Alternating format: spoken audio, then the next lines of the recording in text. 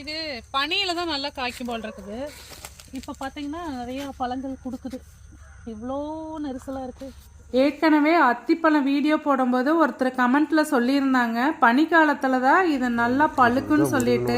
அதே மாதிரி இப்ப பனி தொடங்குனதுக்கு அப்புறமா நிறைய பழங்கள் கிடைக்குதுங்க. இவ்வளோ அத்திப்பழம் கிடைச்சிருக்கு.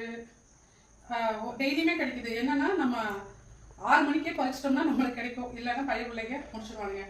இதை எப்படி தோலை நீக்கி ரெடி பண்ணலான்னு காமிக்கிற பாருங்க. நல்லா கழுவிட்டு தோலோடவே சாப்பிடலாங்க. ஆனா அந்த மரத்தை சுத்தியும் நிறைய பறவைக அணில் இதெல்லாம் இருக்கிறதுனால நம்ம தோலை நீக்கிறதே பரவாயில்லன்னு சொல்லிட்டு தோலை நீக்கணும். கத்தியில நீக்கிறத விட பீலர் வச்சு நீக்கணும். அப்படிங்கும் போது ஈஸியாகவும் வந்துடுது, நிறைய சேதாரங்களும் ஆகிறது இல்லை. அந்த நடுவால கொஞ்சம் கெட்டியா இருக்கும். அதை நீக்கிட்டு துண்டுகள் போட்டு சாப்பிட்டோன்னா சூப்பரா இருக்குங்க. நாட்டத்தி விடவே இது டேஸ்ட்டுங்க.